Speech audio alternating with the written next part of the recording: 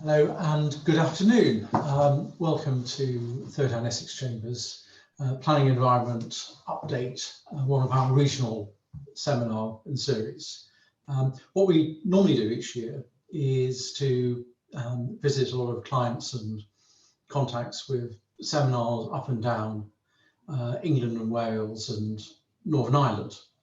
And two of those which we particularly enjoy doing each year are firstly in Winchester, which we've always held in Hotel de Van, usually a sort of July time, where after the discussion we can then go out into the garden and have a drink. And then also at Oxford, last one we did there was at Merton College, September last year, where I think was pretty good on that occasion. Now, fortunately, this is 2020. We have no chance to get around, no chance to get out in the gardens of hotels and have drinks. It's bonfire night. Bonfire night's been cancelled. Bonfire night is traditionally a celebration of the resilience of Parliament against those who wish to destroy it. For some reason, that's been banned this year. So all a bit of a different year. But what we decided to do is to rerun our regional seminars. We're doing a series, and what we're doing is concentrating on issues which are of particular interest to particular regions. So delighted to have a very good attendance from those who would have come to the Winchester and Oxford seminars from the south, as well as people from further afield, including, I think, in Edinburgh and Belfast. Thank you everyone joining us. Can't quite get the sort of the drink spirit going, but it is only 2:30 in the afternoon. But if you do feel like having a drink in the privacy of your own room, please feel free. I think that's still lawful. So do that. We also want to do, whilst having a drink, is to submit any sort of questions or comments as we're going on, either on the topics which we're talking about or anything else you'd like us to cover. And we'll try and pick those up either as we're making the various presentations, or we are dealing with some questions and answers at the end of this session. So that's going to be the plan. We're looking at developments and delighted to have two of my colleagues in Chambers in the team here. So Tora and Rose, who are going to be kicking us off first, and I'll do the final slot. So ask Tora to begin. Thank you for that, Richard. Yeah, delighted to be here and delighted that so many of you could join us as well. I'm going to start off by covering Section 106 agreements and 5-year housing land supply. And then I'm going to spend the majority of my time on changes of use, Class E, that knotty topic, and also some PD rights issues as well. So starting off then with Section 106 and 5-year housing land supply. So I'm just going to deal with two recent judgments. Now, these don't emanate from the southern region necessarily, but there's something I think we all need to be well aware of as practitioners. And the first case is that of Norfolk Homes and North Norfolk District Council. So it's actually from a region from my backyard, as it were, where I grew up. It's a judgment of Mr. Justice Holgate. And the facts were these. So there was a grant of planning permission in 2012 for residential development. And attached to that was a Section 106 agreement, which required 45% of affordable housing. Now, in 2013, the developer made a Section 73 application to vary two of the conditions, and that was granted. And we remember that under Section 73 of the Town and Country Planning Act, it's often thought of as an amendment to planning permission, but actually what happens is you get a whole new permission. So that happened in 2013. There was then another Section 73 permission granted in 2015 to amend further conditions. Now, neither the 2013 nor the 2015 permissions were subject to any Section 106. Development was then commenced in 2018, and it was common ground between Norfolk Homes and North Norfolk District Council that the only permission that development could be proceeding under was the 2015 permission. And of course, that's because they had 3 years to implement, and that was the only live permission by that point. But the local authority clearly were in a bit of a panic because they wanted to make sure that there was 45% affordable being delivered across the site. And so they argued that the 106 agreement, which was executed in 2012, applied to the 2015 permission. And so this came before Mr. Justice Holgate, and he said no.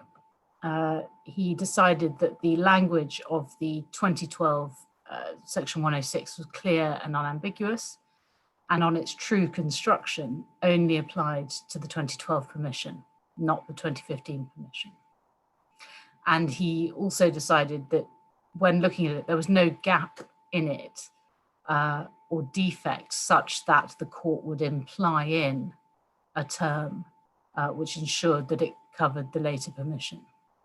So this is a real warning, particularly to local authorities, that if you're granting a Section 73, you have to be very careful to make sure that if you've got a pre-existing Section 106, it covers it, and if it doesn't, that a new Section 106 is entered into. And we remember, of course, from the case of Lambeth last year, that you're also going to have to be very careful about the conditions that you attach. And really that all comes from understanding that a Section 73 permission is a fresh permission, and therefore it's interpreted in line with all other planning permissions, together with its conditions. And then the Section 106, again, will be constructed along the ordinary lines of interpretation. So there it is, just there is a warning, really. Next case I'm going to discuss is on 5-year housing land supply and interpretation of the framework. And I'll just pause here to say that last week, the case of Monk Hill, for those of you who are dealing with this area, was heard by the Court of Appeal. So we await judgment on that. So nothing to discuss there at the moment, nothing to update you with. But the case of Peel Investments has been decided by the Court of Appeal recently.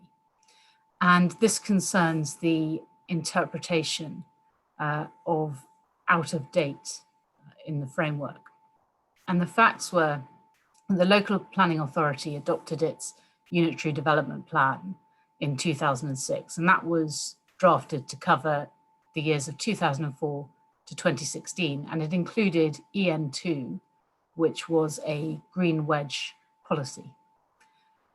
The Secretary of State saved that policy by saving letter in 2009, along with a number of other policies. Now, an application for residential development came in, and the local planning authority refused it on the basis that it contravened the green wedge policy. The appellant appealed that before an inspector and argued that, in fact, EN2 was out of date. And the main reason for that was essentially that it was time expired. It was designed to last up until 2016. But that date had now passed, and therefore, under the terms of the framework, it was out of date. Now, the inspector disagreed and found that it was not out of date and, in fact, should be given substantial weight. And the Secretary of State agreed with his inspector. And what had happened in the meantime between the inspector's report and the Secretary of State's decision is we'd had the new version of the MPPF, where you remember paragraph 11 drafted slightly differently from the old paragraph 14. And so this went to the High Court, who found for the Secretary of State and then appealed to the Court of Appeal. And the Court of Appeal, I think fairly unsurprisingly and quite consistent with its approach to the framework, found that there was nothing in paragraph 11, or indeed the previous paragraph 14, which rendered policies out of date merely because a plan period has expired.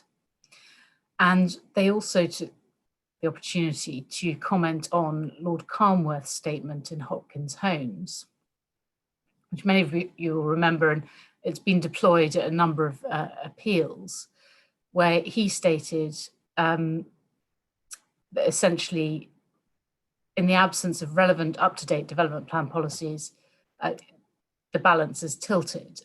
They confirmed that that was an obiter remark and didn't lay down any matter of principle. So the takeaway from this is that a plan which is time expired is not necessarily out of date. Now that, of course, doesn't preclude anyone, an appellant in particular, from making arguments that particular policies are out of date. And relevant to that, of course, can be that they are historic, but the mere fact that they are time expired does not mean that they will necessarily engage the tilted balance. So those are just two cases to update you with, which will no doubt be of relevance, particularly to housing development. So, but I'm going to come on now to the meat of what I want to talk about, which is changes of use and permitted development rights. And I think unless you've been burying your head in the sand, you can't fail to have heard about Class E. Although, frankly, I wouldn't blame you if you'd wanted to bury your head in the sand at the moment, given what's going on in the outside world. But I'm going to introduce Class E, some common misconceptions, and then just give some comment about the implications of these amendments to the use classes order. So just by way of introduction, development is defined in section 55 of the Town and Country Planning Act. And generally a material change of use is development. And development requires planning permission by virtue of section 57 of the Town and Country Planning Act. But within itself, section 55 includes a number of matters which do not amount to development. So they're accepted from the definition of development. And one of those in section 55 2F is changes of use within use classes. So that's the use classes contained within the Use Classes Order 1987. But note, I think there are some important points, I think, to start with. The first is that use has to have been implemented or be subsisting. And that's the quick save case. So you can't, for example, we're going to come on to Class E, but for example, you can't have a planning permission for an office development which hasn't been used in an office and rely on Class E and change it to a creche or a restaurant or any other of those uses.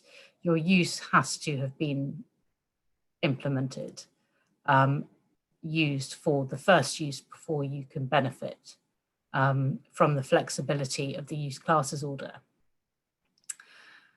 The second point is it can be limited, but there's only two ways of doing it. It's limited by condition attached to a planning permission or by a section 106 agreement. And whether those limitations are effective are always going to depend upon the particular wording of the restriction involved. And, you know, there's many an argument to be had as to whether a condition does truly exclude the operation of the use classes order. And there's quite a bit of case law on that. I don't have time to go into it today, but just to be aware that often those issues are not so simple. It always depends on the particular wording. And then my final point on this slide, which is a big one, is to emphasize that an Article 4 direction cannot restrict the operation of the use classes order. That's because this is not part of the permitted development regime. And the simplest way of expressing that, I think, is that the GDPO grants planning permission for certain items of development. The use classes order prevents certain matters from even being development. So that's conceptually why an Article 4 direction could have no impact upon it. In any event, it's very clear from the terms of Article 4 of the GDPO that it is not a tool by which to limit the flexibility of use classes. So the amendments, well, for some reason, the 1st of September seems a very, very long time ago now. But in fact, it's not. But as of 2 months ago, this fundamental change came in. And what we had is a complete shake-up of the use classes order. And broadly, 3 new use classes. So Class E, commercial, business and service. Class F1, learning and non-residential institutions. Class F2, local community uses. And I'm going to come on to what's gone where in terms of old uses to new uses. We also have some uses going into sui generis having previously been in a use class. So I'll come on to that in a moment in the next slide. But I just note at this stage that a couple of important points. First is these only apply to England. So if you're in Wales, you are under the old use classes order. Second point is we have tricky transitional provisions, not necessarily tricky in and of themselves, but I think they're going to lead to some issues, which apply to the GDPO, because that obviously had to happen because the GDPO has been drafted on the basis of the old use classes. So up until 31st July 2021, there are old use classes applied to the GDPO, and that includes prior approval decisions, Article 4 directions. Clearly, there are going to have to be some pretty significant amendments to the GDPO before that date. And we'll just have to see how those are drafted. I, for one, am very, very glad that I'm not going to be tasked with drafting those amendments. I think it's going to be tricky. And there are a number of issues, and I'll come on to them in a moment, particularly with regards to Article 4 directions, etc., which will need to be thought through by MHCLG. My final bullet on that slide is, again, no doubt many of you will be aware that there was a legal challenge brought to these changes and also to the new, a number of the new permitted development rights I'm going to come on to. That was heard a couple of weeks ago. Judgment is still awaited on that. So if that's successful, there's a potential of sort of going back to the old regime, but then there may be another attempt at this by the government. So just be aware of it. But for the moment, these amendments are here to stay. So I've put together a table here, which hopefully fairly simply puts out which uses have puts together which uses have gone where. So the orange rows are Class E, and you can see there that that's old part of A1, A2, A3, B1 uses, D1, some D1, some D2. And just as a general point, it doesn't take a rocket scientist or even a planner to comprehend that those uses could have very, very different amenity impacts from each other. So a shop versus a gym or a creche or a health centre or an office. But now changing between any one of those uses, so long as not restricted by conditional 106, is simply not development and will not require planning permission. We then have class F1, that's in yellow, that's fairly simple, that's part of the old D1, schools and non-residential institutions, not a huge amount really to talk about there. But class F2 is interesting, community uses. And I'm going to come back to the particular issues in a moment between the sort of fluidity between class F2 and class E. But you can see what's there. And then some uses have become sui generis. So you've got pubs, takeaways, cinemas, etc. have all become sui generis.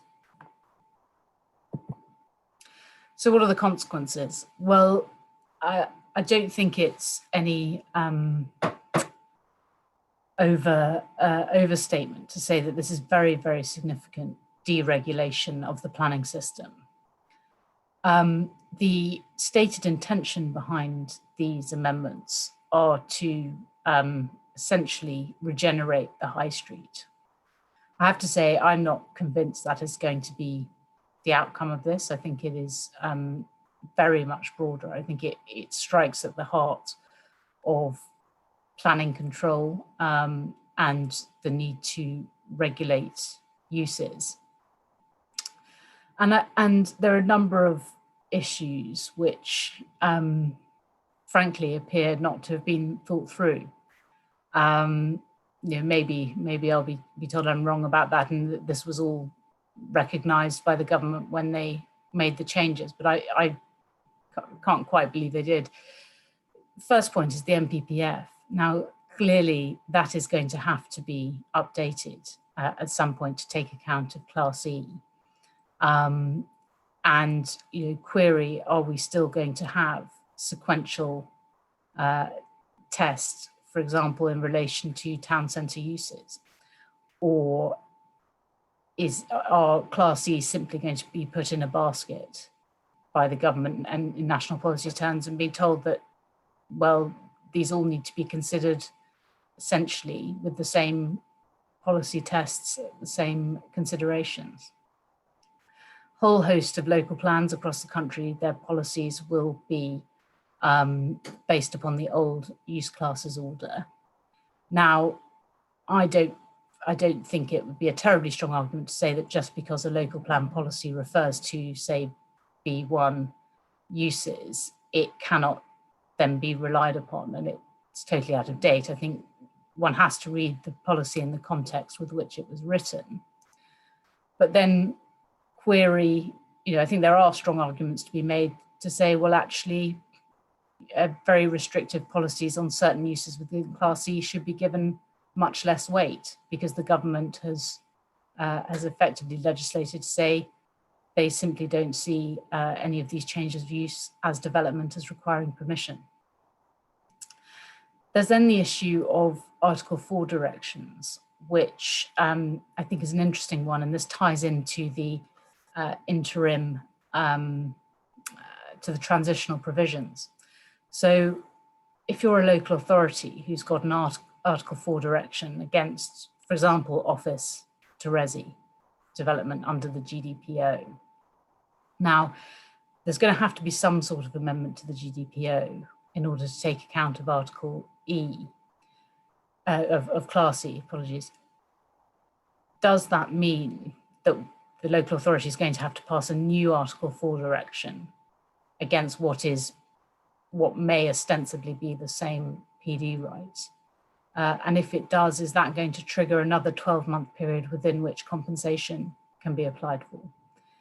Maybe this is being thought through, but it clearly is going to need to be at the forefront of the draftsman's mind in relation to the legislation.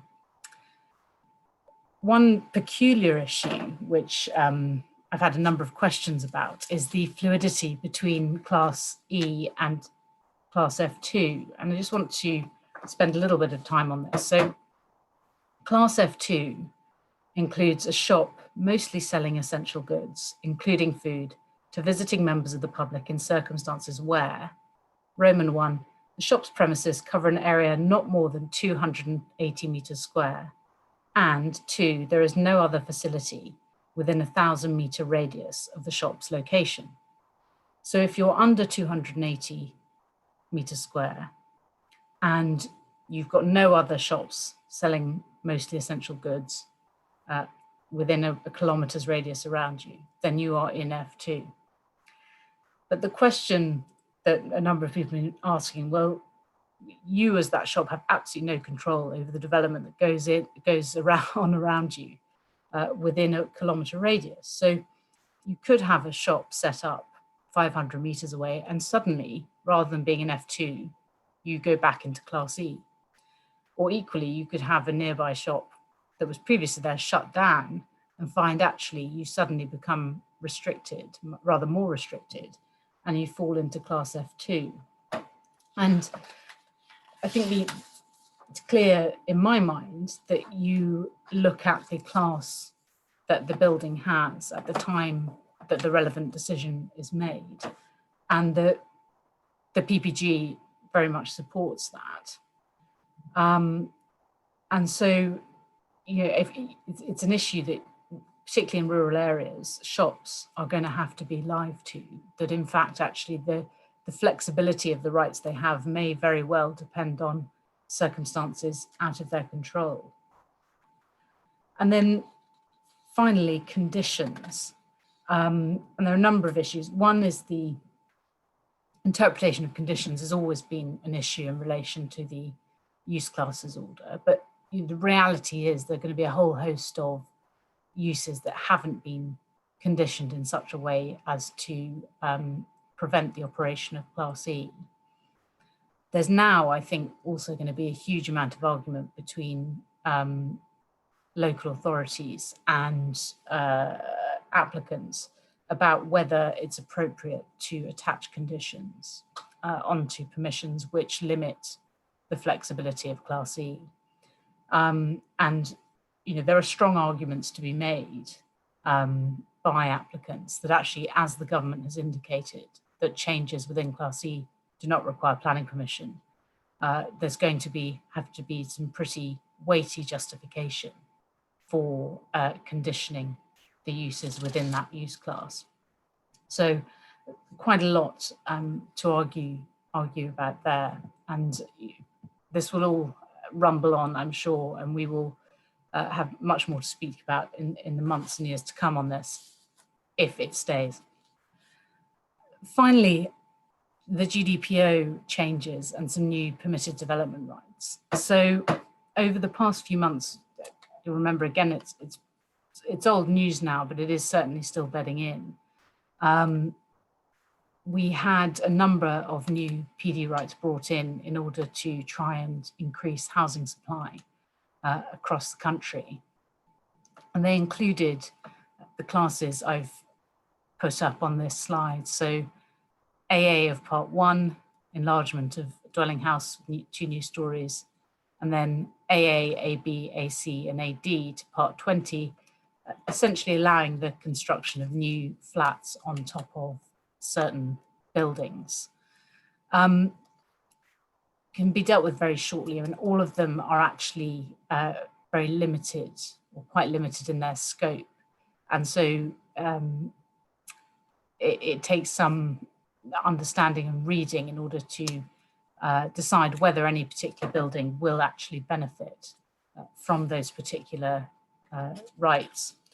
And then the other thing to mention is, of course, they're all subject to very substantial prior approval matters. So prior approval required on transport and highways, external appearance, adequate natural light, amenity, and impact on protected views. Now, we know that prior approval shouldn't be used to quibble with the principle of the development, but you can see that there's quite significant scope there for a local authority to be turning these down. For example, something like external appearance, which is extremely subjective.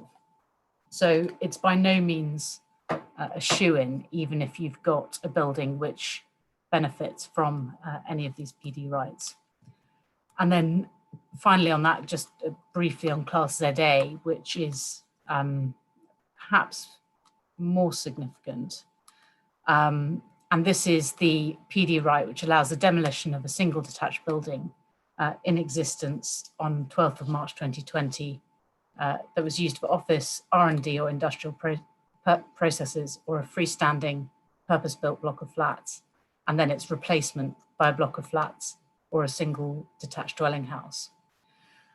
Again, a number of limitations on this. Footprint no larger than 1,000 meters square, no higher than 18 meters. Old building must have been built before 1990 and vacant for at least 6 months before the date of the prior approval application, etc. So a number of conditions, and then also a very broad range of prior approval matters. So again, where it bites for the right buildings, it's going to prove very significant, but there will be a number of buildings who fall outside of the conditions. And then my final bullet point of that is just obviously something to be aware of, that it may actually be that there are other regimes which prevent the usefulness of these PD rights. I know of one example, for example, where thinking of adding 2 extra stories of flats to a building under the building regs would have required a sprinkler system throughout the building. And of course, if you've got people with long leases who may very well prevent that in the rest of the building, then the PD right may well not be that useful. So something to think about with any client who's got a building which may fit within this, but it remains to be seen whether this is going to be the sort of panacea of housing delivery that perhaps the government believes it will be. I think with that, I'm going to hand over now to Rose, who is going to give us her Greenbelt and environmental update. Thanks, Rose. Thank you. So this section of our talk is going to be looking at Greenbelt and environmental issues with a planning spin on them. So if we could go on to the next slide, I'm going to start with Greenbelt issues. I'm going to give a little local update on some Greenbelt issues that are happening in and around your area, and then look at recent case law on the concept of openness. So if we go to the next slide.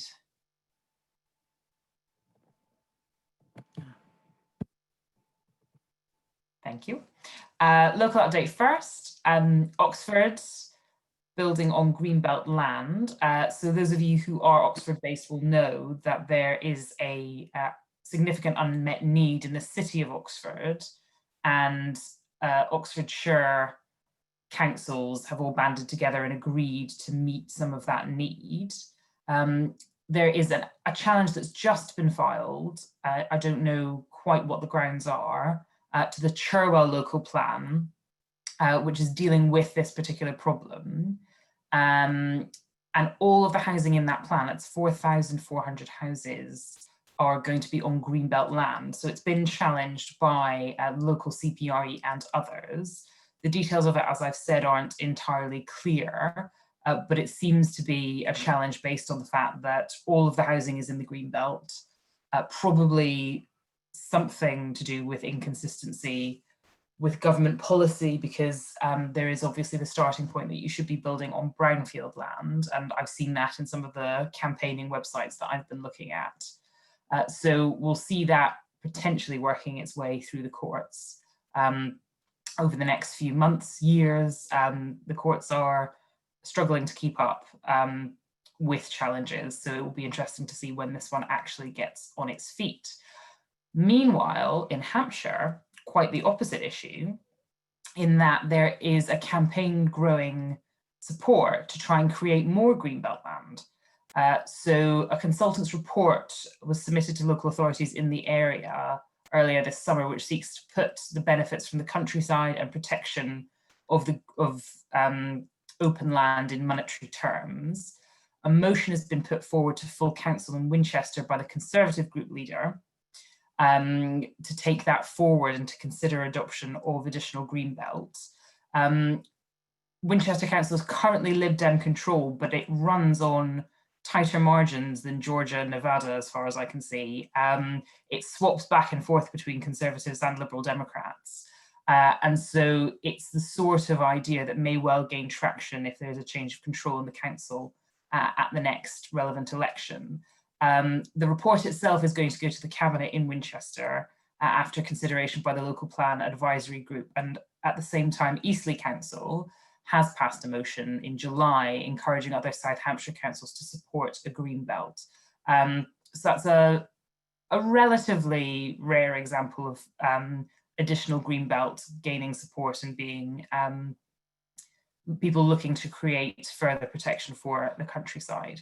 So those are sort of two green belt issues that I can see in this area bubbling away and ones to watch. That takes us on quite neatly to the question of openness and some recent case law.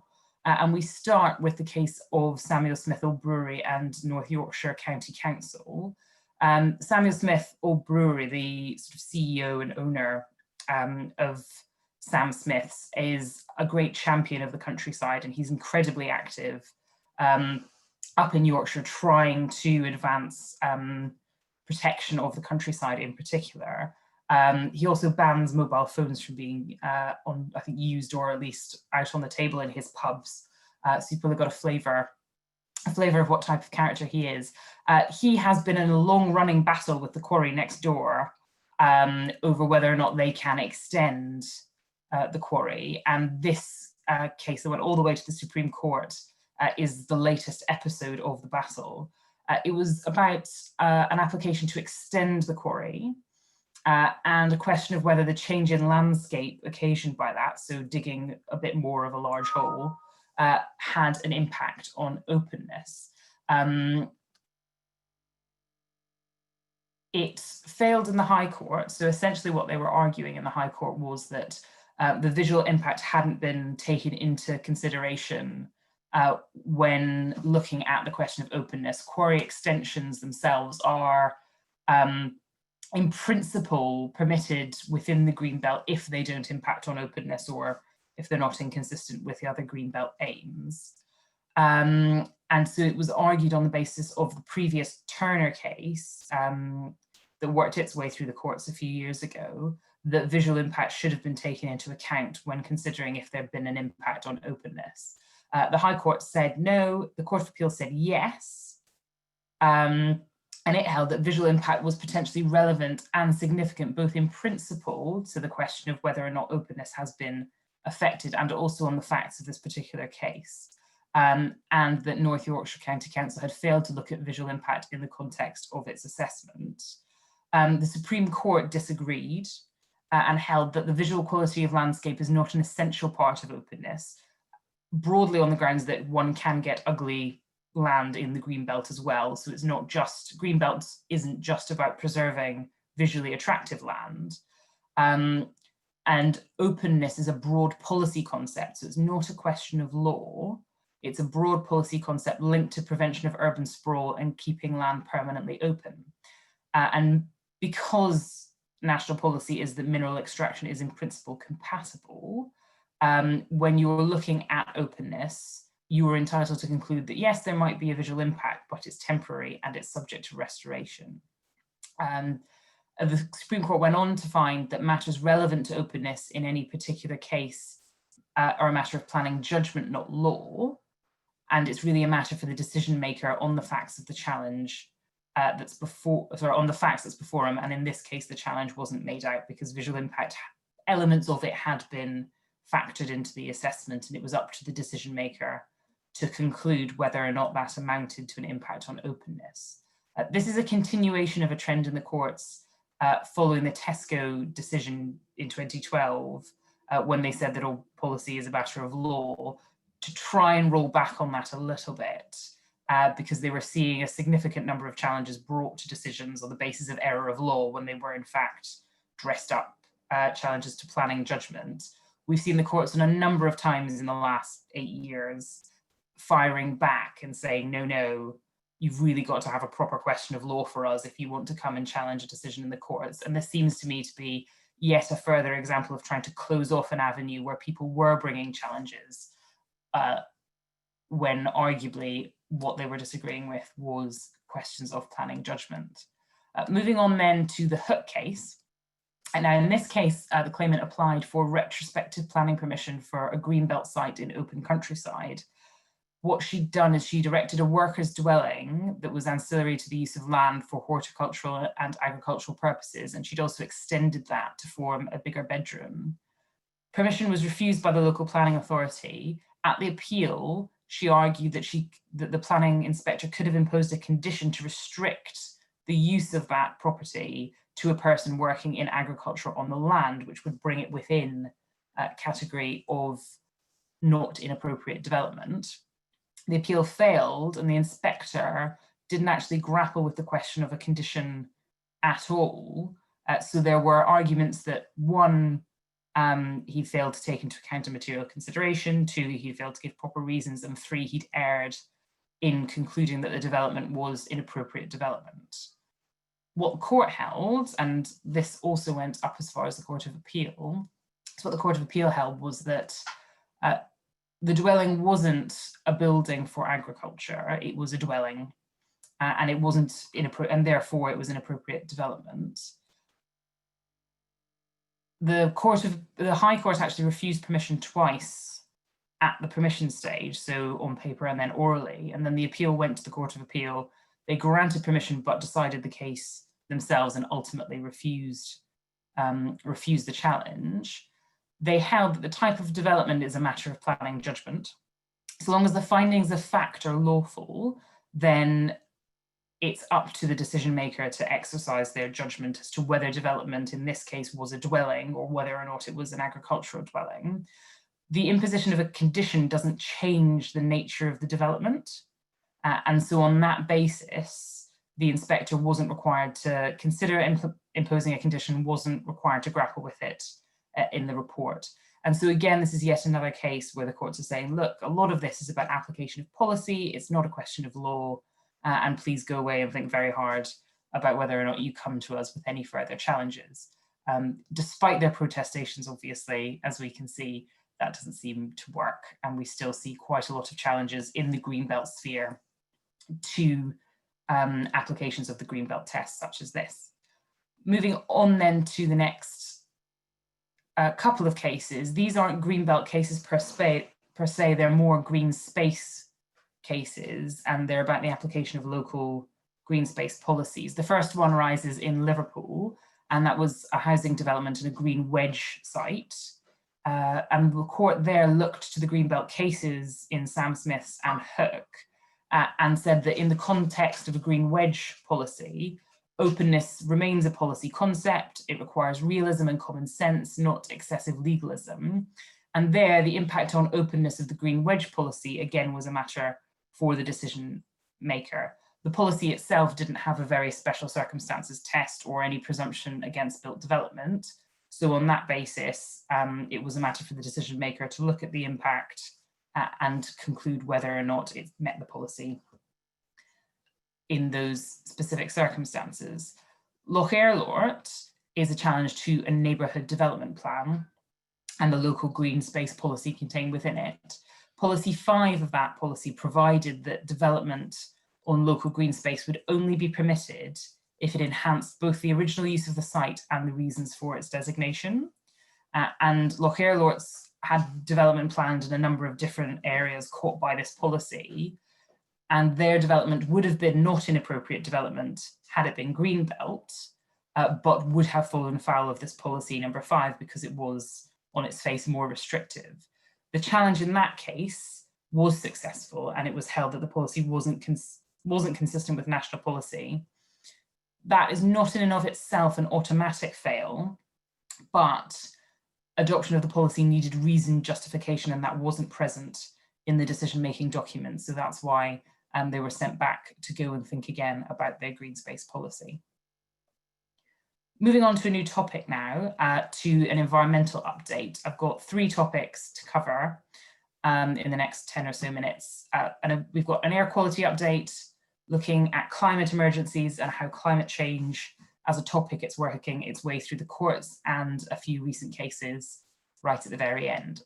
So looking at air quality, Just to remind us all of the context, the United Kingdom government has an obligation to meet legal limits for pollutants across a number of different types of pollutants, but of particular relevance is nitrogen dioxide, because that's where the UK is non-compliant. And the obligation now is to achieve compliance in the shortest possible time. The UK has in place an overarching national policy called the Air Quality Plan. It's been subject to a number of different challenges over the years in the courts for not going far enough or meeting the legal requirement of achieving compliance in the shortest possible time. Those challenges, I think the last challenge was a year or two ago, but the government lost essentially every challenge over a period of about 3 or 4 years. And so it's finally got an air quality plan that is at least legal. Whether or not it's effective, I suppose, is another question. Under that plan, local authorities are responsible for putting in place measures with varying degrees of discretion about what those measures are, depending on how bad the air quality position is in their area, to achieve compliance for nitrogen dioxide. That's resulted largely in proposals for clean air zones. So that's where you designate an area of your, usually city, a clean air zone, and you either restrict certain types of vehicles or you charge to discourage people from driving into your city centres. Some local authorities where the problem's less acute have adopted other measures or proposing to adopt other measures, but by and large, we're looking at clean air zones. Lockdown in the pandemic has delayed implementation of a lot of these measures. At the same time, it also provided a brief but very short-term drop in pollution levels. So I gave a talk in lockdown in about late March, early April about air quality. And at that stage, air quality metrics were all looking great. But as soon as measures were eased, the traffic situation went back to normal, and in fact, in many areas got worse. The government was also proposing to implement additional air quality measures in the Environment Bill. That has also stalled, and it's not clear from my research when the Environment Bill is going to be reinvigorated and whether the air quality measures contained within it are going to survive. Moving on then to what's happening locally, and I've used Oxford as an example, as that's sort of one of the larger cities in the area. Monitoring data in Oxford, published in July 2020, showed that nitrogen dioxide had actually increased by an average of 7.9% between 2018 to 2019. That's inconsistent with a general national downward trend over the years as engines have become better, we've switched away from diesel. And so Oxford is one of the areas that's not doing particularly well when it comes to air quality. The city centre of Oxford remains in breach of nitrogen dioxide limit values, and the whole of Oxford is an air quality management area. Now, in March 2020, Oxford City Council published proposals for a zero emission zone in the city centre. It's called the Red Zone, which sounds very serious. It's very small.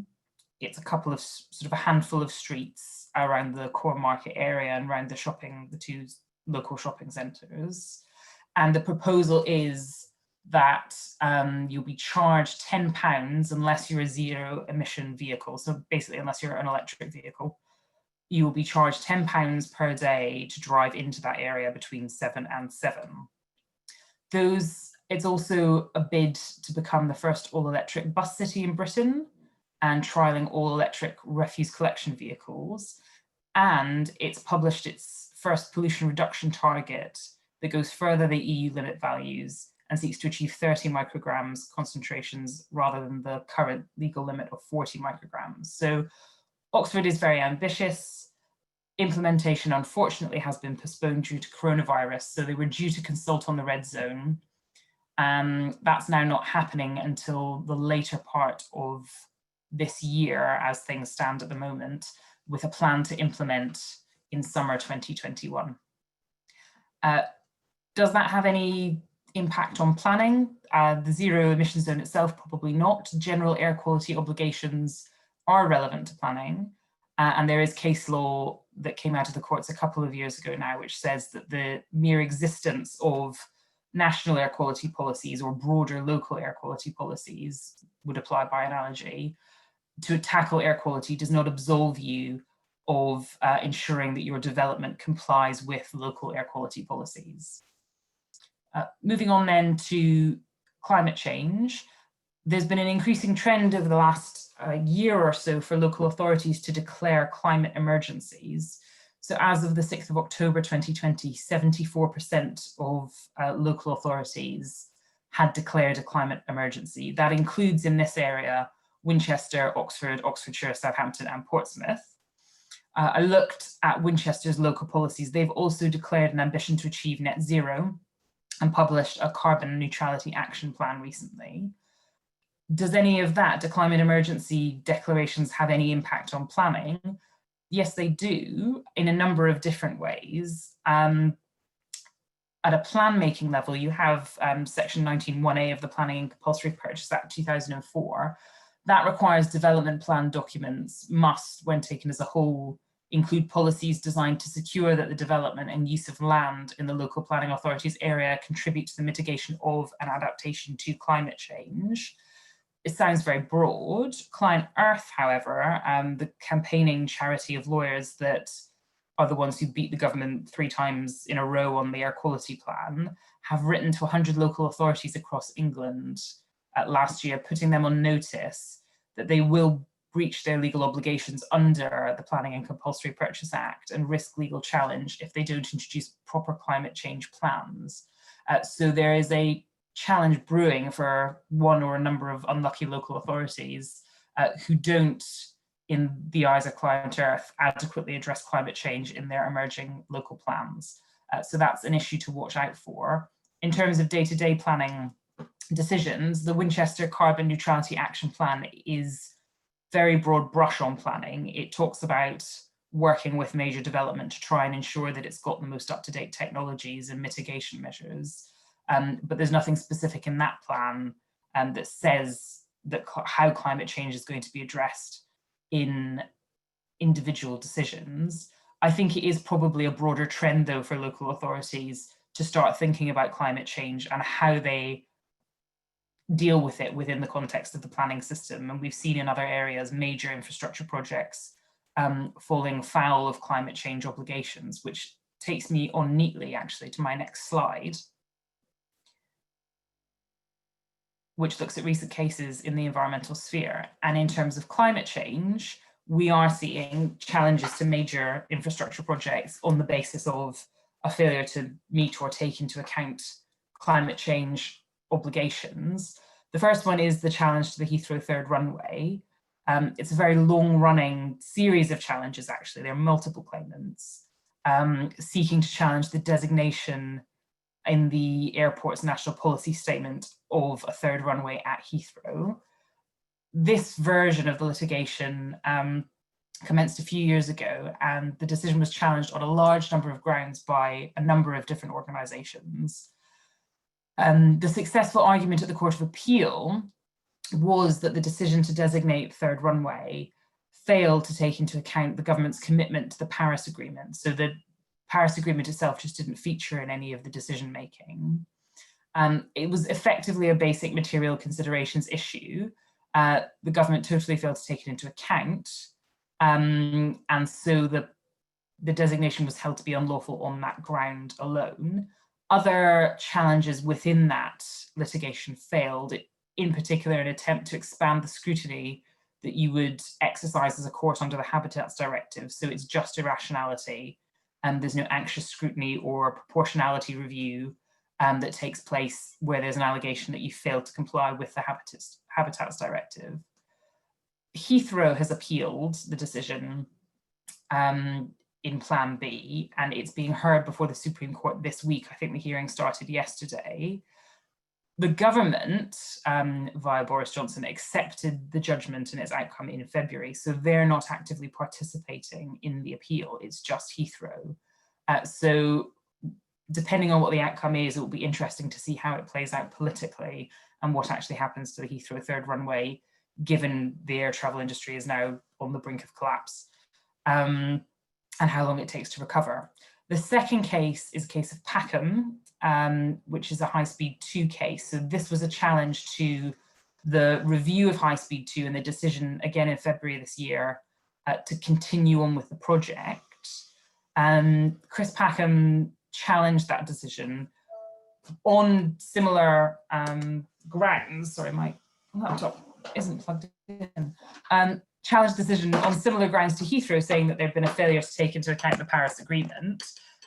There were some issues of promptness in that case as well, because the decision was challenged outside of a 6-week time period, but within the 3 months. And so the court addressed promptness when you are dealing with cases that touch on planning issues, but don't themselves fall under the Planning Acts and the 6-week time limit. The court held in that case that the decision to proceed with High Speed 2 is political judgment, and so there was a low intensity of review. And he didn't manage to succeed on the Plan B argument, and the Plan B case was distinguished on the basis that Heathrow was a decision that was taking place under a very detailed statutory scheme and part of a detailed statutory process, whereas the High Speed 2 report itself wasn't purporting to be a root and branch review of the environmental impacts of HS2, and the government was entitled to basically pick the issues it wanted advice on in that report, without looking at the whole range of considerations as to why you may or may not proceed with High Speed 2. Moving on finally to habitats, and this is going to lead us into Richard, who's going to talk about a local issue arising out of the Habitats Directive. I just want to touch on a few cases following the European case of People Over Wind, which was a habitat screening decision. For a very long time in England, the prevailing wisdom was that you could take mitigation into account when screening for whether you needed a habitats regulation assessment. The case of People Over Wind changed that, and the CJU held that mitigation cannot be taken account of at the screening stage. So when you're considering if the project is likely to give rise to significant environmental effects, you can't look at mitigation to take you out of the habitats regulation assessment process. And there are just 3 cases to be aware of. First, Canterbury City Council effectively followed People Over Wind in the English courts, so said that mitigation is no longer something that you can think about at that stage. Wingfield, another Canterbury case, moved that on a little bit and held that if you were in the position where your development had been screened before People Over Wind came out, at outline planning permission stage, which is normally when you would do a screening assessment, you should do your screening assessment when reserve matters come back before you. And so it doesn't get you out of the fact that your development was screened prior to People Over Wind doesn't necessarily get you out of a further screening decision. And then finally, Langton and Secretary of State for Environment, Food and Rural Affairs, not a planning case, it was a case about a badger cull, held that you can take into account aspects that are integral to the scheme. So there's this distinction arising, and it's also arisen at a European level, between things that are mitigation, so seeking to address harmful effects of a scheme, and things that are themselves part and parcel of the scheme, so that make your scheme more limited than it might otherwise be. The example in badger culling being, it wasn't a badger cull that was then mitigated, it was a badger cull that was licensed, and so certain conditions had to apply before you were permitted to cull the animals. And that was held to be an integral part of the scheme rather than a mitigation measure in and of itself, and so fell within the screening, what you take into account when you are carrying out your screening process. So a few cases to be aware of, just because the position has fundamentally changed from what we all thought it was before 2017, 2018, and also looking forward as to the type of arguments local authorities are likely to encounter when developers start arguing that actually things are part of a scheme rather than mitigation. So that's an argument to keep an eye out for. And with that, I will hand over to Richard, who's going to continue looking at habitats and the particular issue of nitrates in the Solent.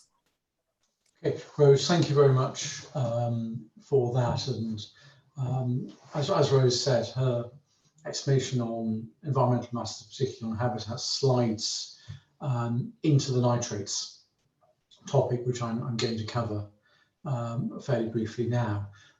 If you've got any questions on anything which we've raised, or anything else which you wanted to try and pick up at the end, please do pop them into the Q&A box, and we will deal with those at the end of the presentations. But nitrates in the Solent, Torrent, quite a major problem that's sort of come up over the last 2 years or so.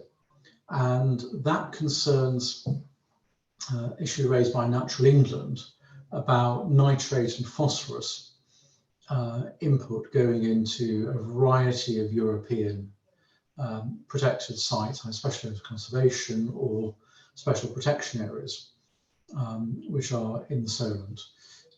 Nitrates and phosphorus getting there sort of through the rivers and through discharges from agriculture or from wastewater.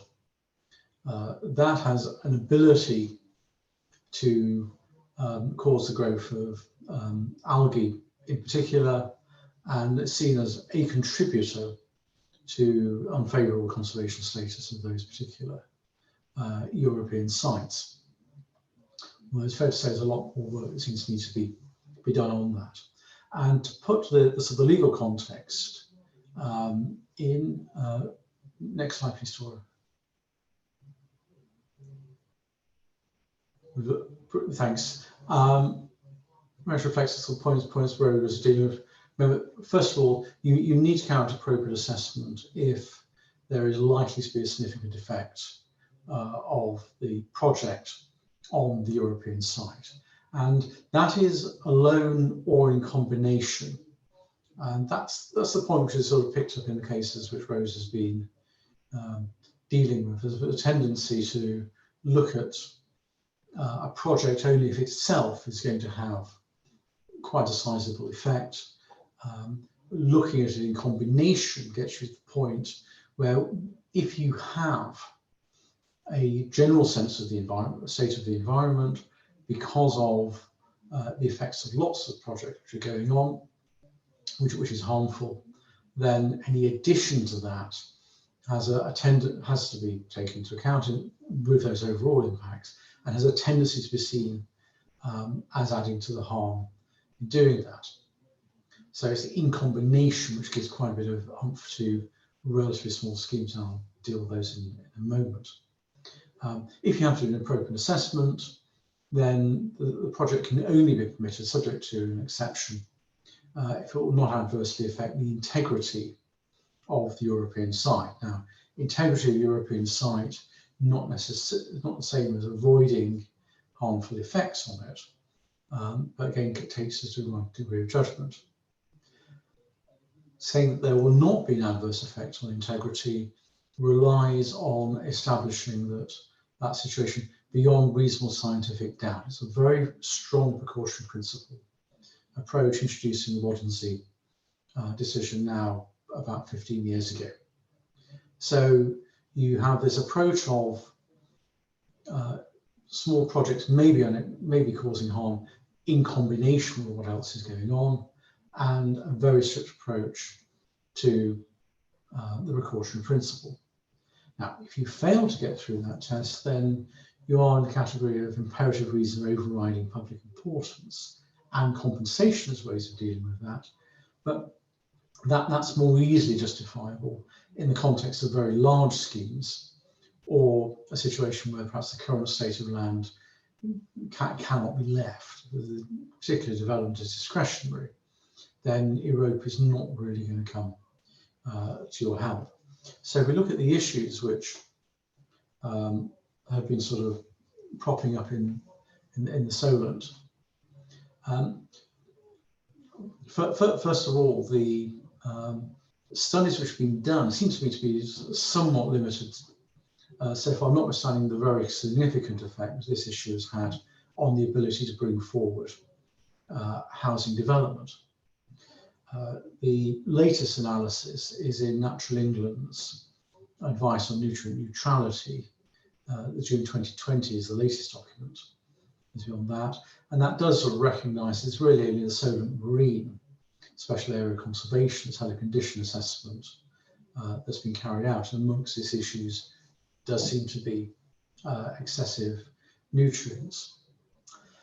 The Natural England focus is on nitrates and seeking nitrate neutrality. Phosphorus was identified, was seen as being an objectionable matter a year or two ago. Does seem to have rather dropped off in terms of the priorities.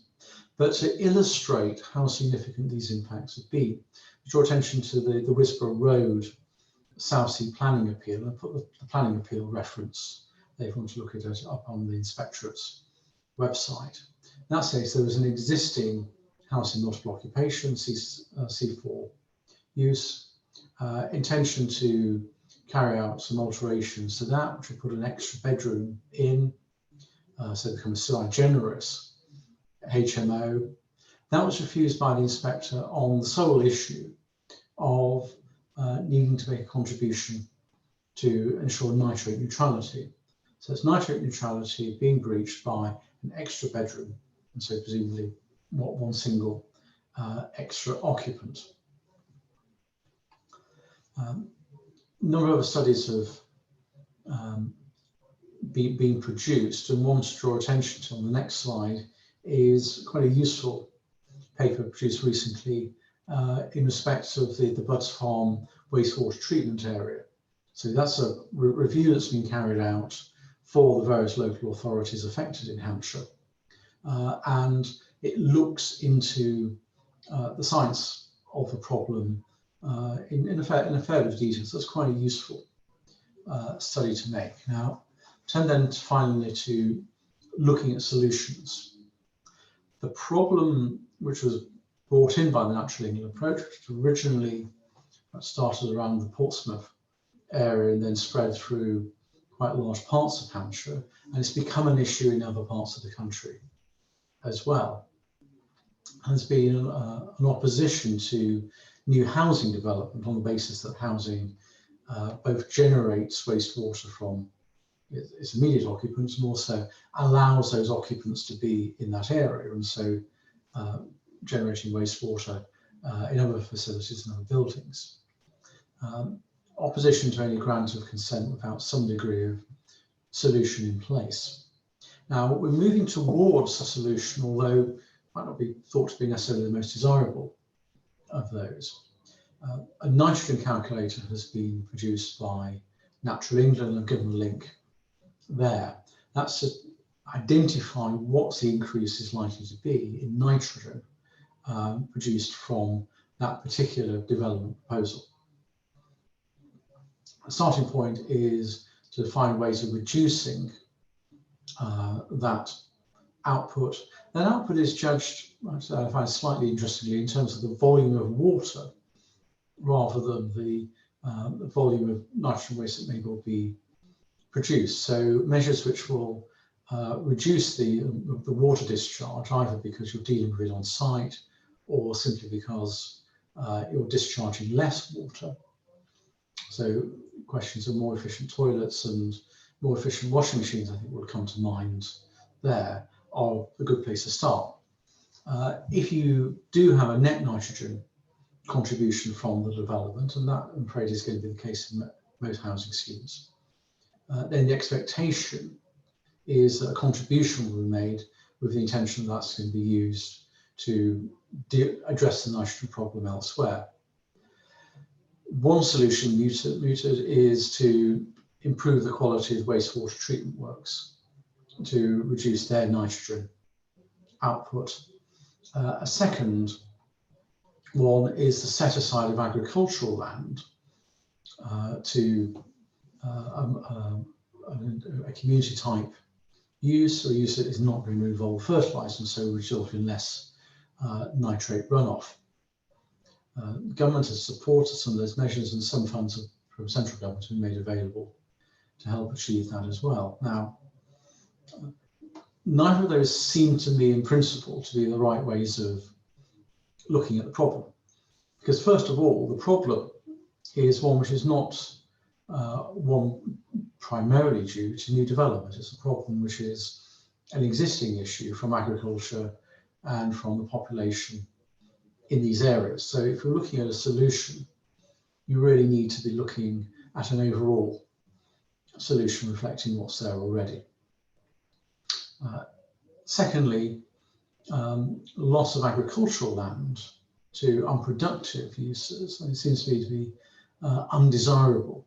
There's an awful lot to be said for reducing food miles, avoiding food being flown in from many different countries.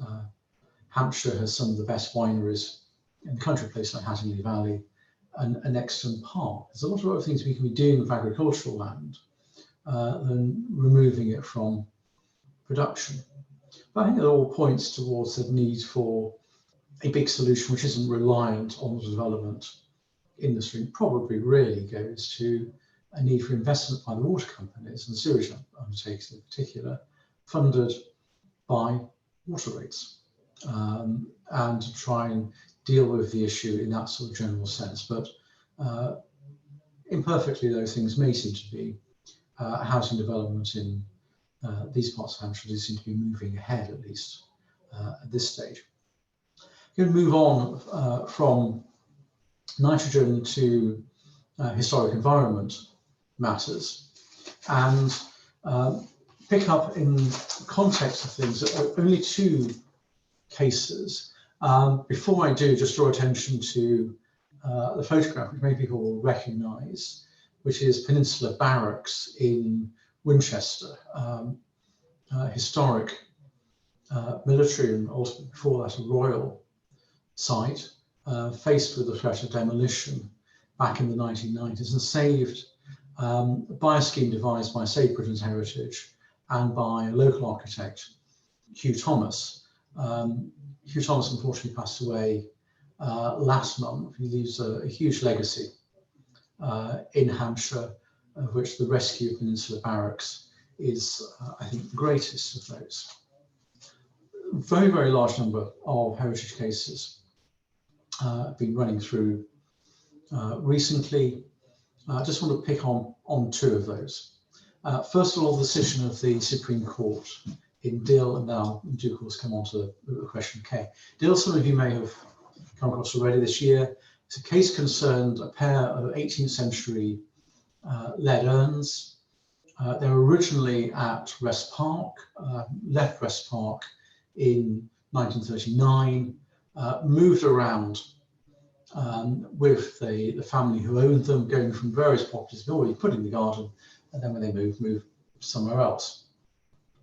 Ended up finally at Idlicott House in 1973, listed in their own right in 1986, and then was sold by the owner in 2009. Owner, unfortunately, unaware of the listing, and 5 years later, local authority were tipped off, served us a building enforcement notice, applicable building consent was refused, and the owner, Marcus Dill, appealed. The appeal raised, ultimately, well, in terms of agreeing with the courts, two issues. First of which concerned the right to challenge, because one of the grounds of appeal being pursued was that these urns weren't buildings, so they weren't listed buildings, and so therefore there's no breach of the listed building regime, no contravention that occurred. The inspector said that that wasn't an issue he could consider. They were on the list, therefore they were listed buildings.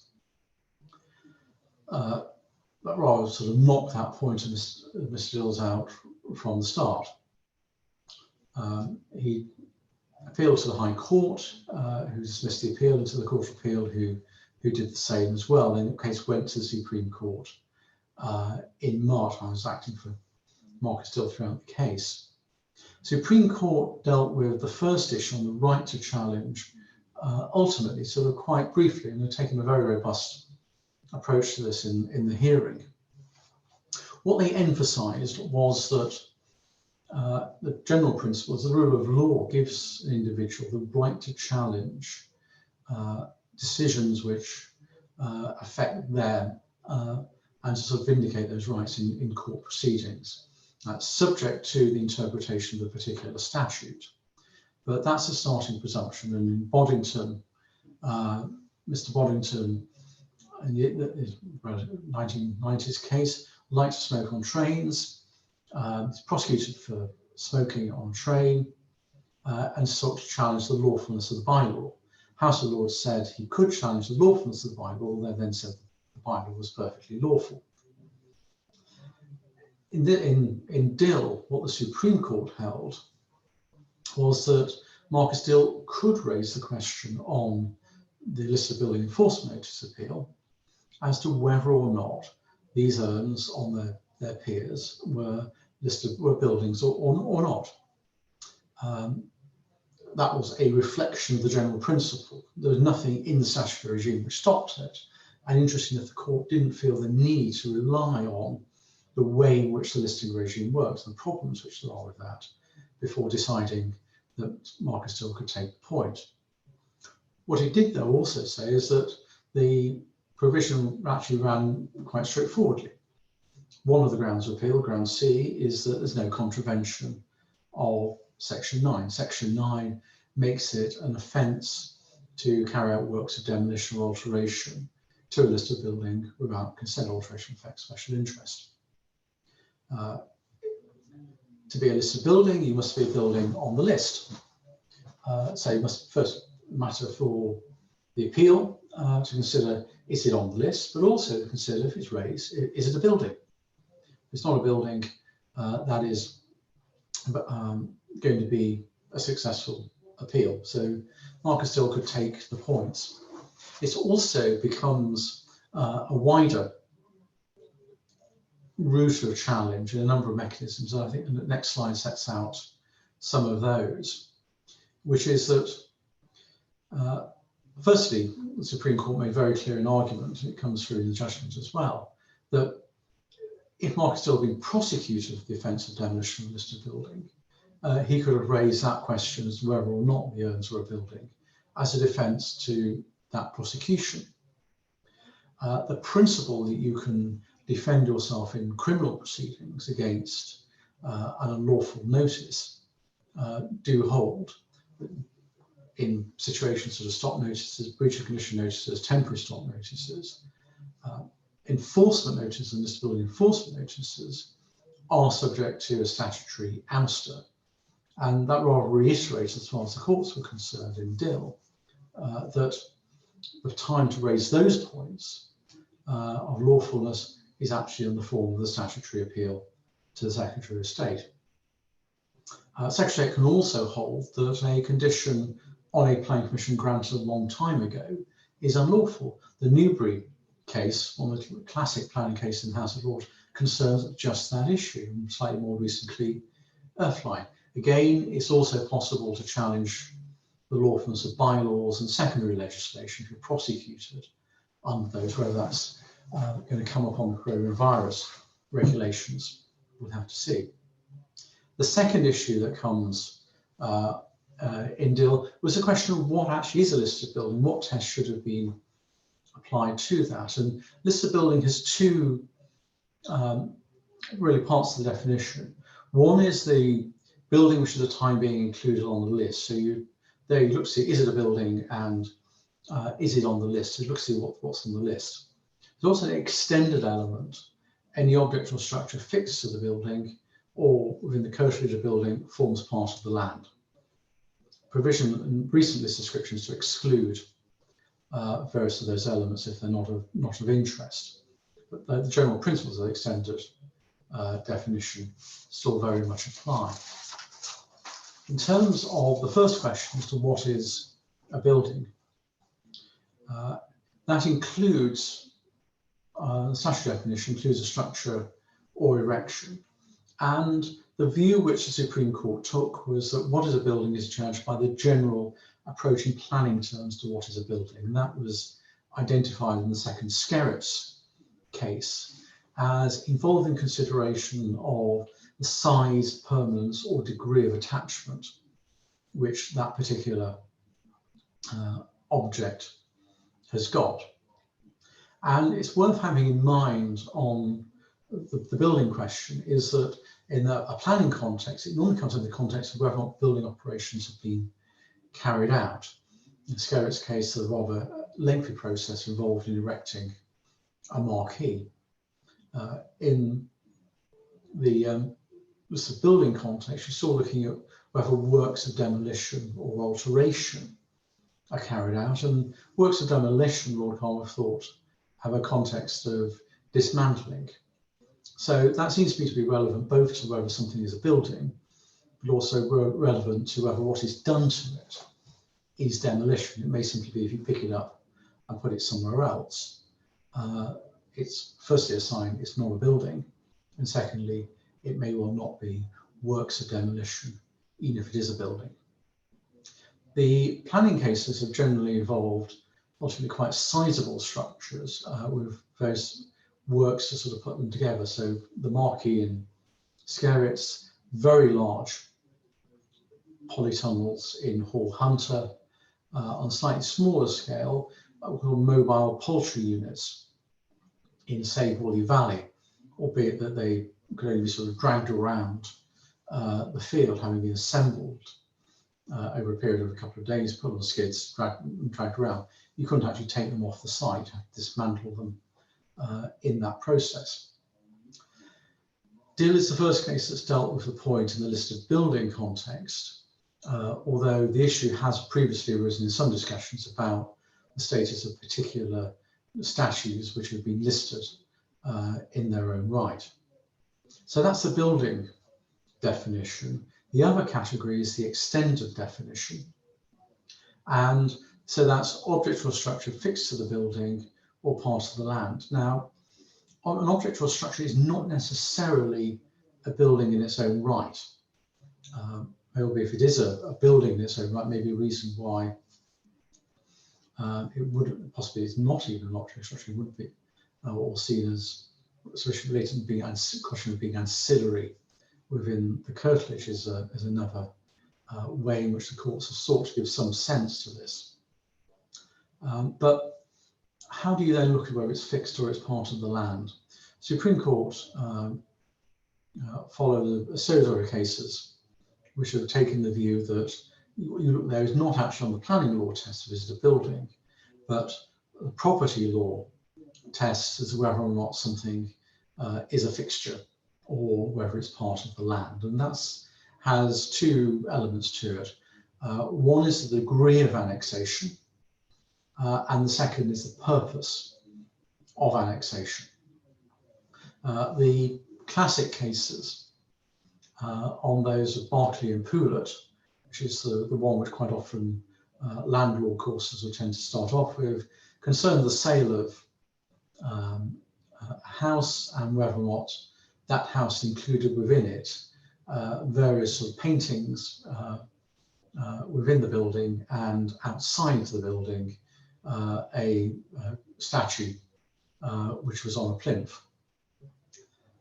Courts taking ultimately by 2 on the Court of Appeal took the view that none of those items were actually part of the building or part of the land. And Holland and Hodgson, where Justice Blackburn draws the distinction between a pile of stones which are merely chattels, but when you sort of put them together in the form of a dry stone wall, that becomes part of the land. So the sort of notion of dismantling is also relevant, particularly if an object isn't actually fixed to the ground. If it's resting on its own weight, can you remove it as one or perhaps 2 items, or really are you taking the whole thing apart?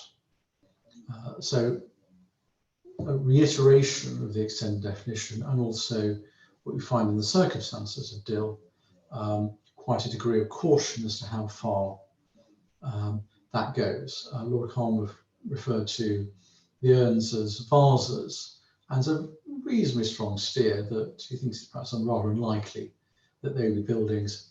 Ultimately, this building enforcement notice was withdrawn. Final case I want to deal with is a decision of Sir Justice Dove in Kay, and that addresses how you deal with a scheme which has got a number of different elements within it, some of which in the heritage context can seem beneficial and some of which could be seen as harmful. In that case, returned works to this particular building. The inspector said it found some beneficial, found some harmful.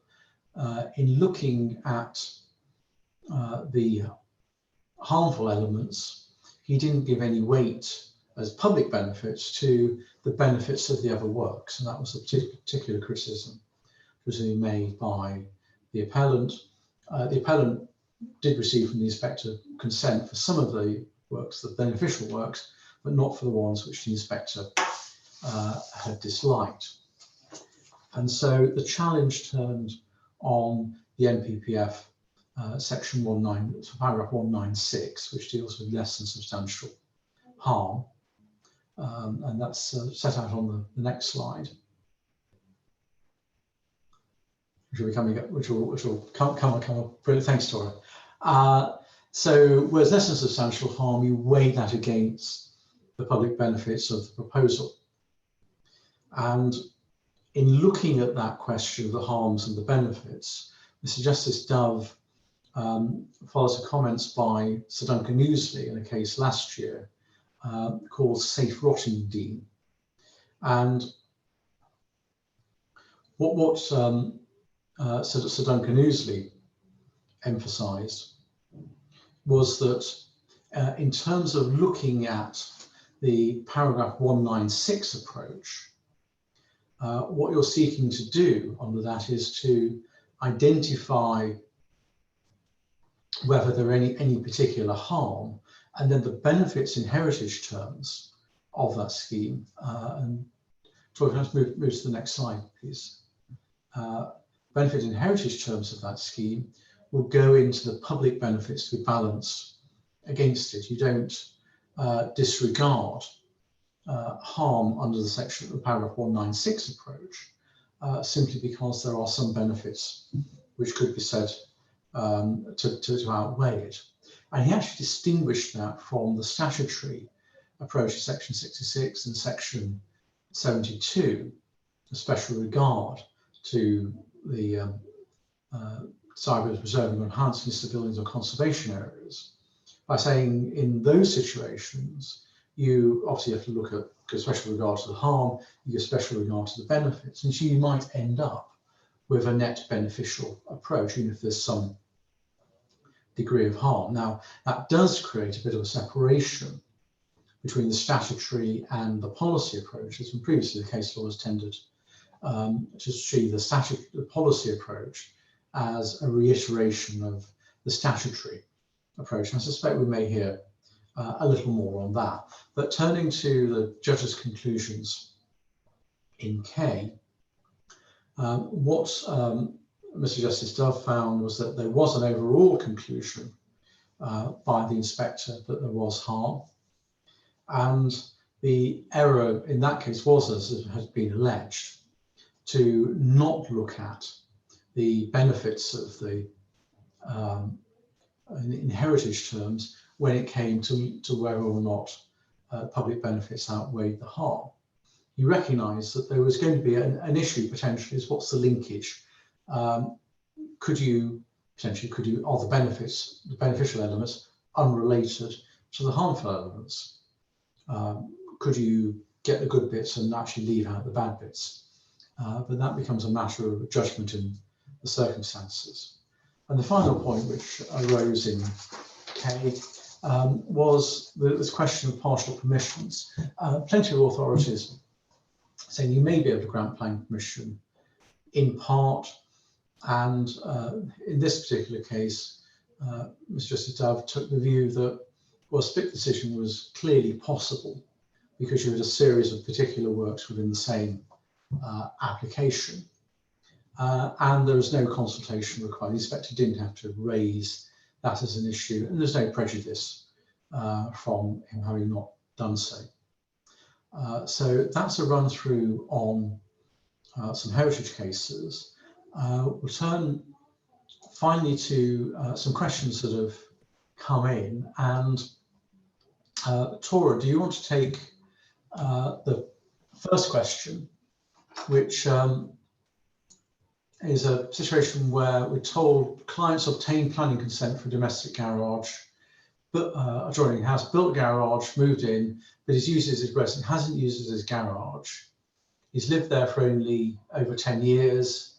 And the question's raised, given the quick save judgment, which you mentioned, whether or not he can argue that it now has a lawful use as residential. Yes, the answer is yes. So what I was discussing earlier was the use classes order, but the situation that appears to have arisen here is an unlawful use, which has gone on for the relevant limitation period, which would be 10 years. Of course, 4 years if it were a separate dwelling house, but 10 years otherwise. And therefore, as long as that use has been continuous, and there's no issue in that regard, and it can all be evidence, then I would have thought there's probably quite a good case for a certificate of lawfulness. But obviously, without looking at the particular facts, one can't advise on the strength of that claim. But yes, 10 years would be the right period there. Richard, there's also a second one that's been asked on the planning white paper. Shall I take that as well? So the question is, white paper seems to place greater emphasis on design and building beautifully. To what extent do you think this will conflict with the new PD rights, particularly for additional stories? Well, that's it. Potentially, yes. I mean, you remember one of the prior approval issues was external appearance, but remembering that the principle of development wouldn't be in play, you have to say that in reality, local authorities may see themselves as having much less of control there. And so in my view, the government is effectively banging the drum about certain things in the white paper and then not following through with a lot of what it's actually been doing to try and get houses built urgently, for example, through PD rights. So yes, I'd absolutely agree. I think there's a clear, potentially a clear conflict there. I think these are sort of horrendously complicated PD rights, and certainly been advising already on situations where you have several blocks of flats which share a common underground car park, and that immediately abuts commercial development, and some of the parking spaces are used by the commercial users. So there are lots of issues which I think are coming up on those. One final question for me is raised on about the Dill case, whether this opens the door to the possibility that all listed landscape objects in their own right or via curtilage could now be sold off and removed from the site without challenge. To my mind, Dill doesn't change, certainly what I understood the law to be, greatly apart from one single point, which is that it gives clarity to the question of what is a building, and it applies the Skerritt's planning approach rather than the property law approach. And previously, when I've been advising on statues and things like that in the grounds of usually very nice houses, I've looked at both approaches in doing that pre-Dill, and actually come up with the same conclusion. The Supreme Court now said what the approach is, and also said very clearly that in their view, the property law approach, the Dill urns would not have been part of the land, but left open, whether or not they were conceivably buildings. So I don't think it greatly changed the approach. What there is from Lord Carnwath is more scepticism about the matters that might be covered by it, and that probably leads to a slightly narrower view than people have taken previously. Although, as my experience is that quite often these issues have been capable of being sorted out. And when you actually start working your way through the test, there tends to be a common view taken between the owner and the local planning authority and Historic England about the status of these particular items. So I think what Dill will probably mean is it's looked at rather more than it has been. So I think that sort of picks up particular questions we've had. The recording of the webinar and also the slides will be put up on our website, and they'll go up in the next day or so. So if you want to sort of catch up on some of the references, you can do that. Send those colleagues or encourage the colleagues to watch the recording. Please do, and also do keep an eye out and join us for some more regional seminars which we'll have coming up. We're looking at different issues which relate to particular parts of the country, but often they will have quite wider implications and interests to them. But from myself and Tora and Rose, thank you very, very much. Enjoy the evening. Listen out for fireworks. Hopefully there will still be some later on, but thank you very much.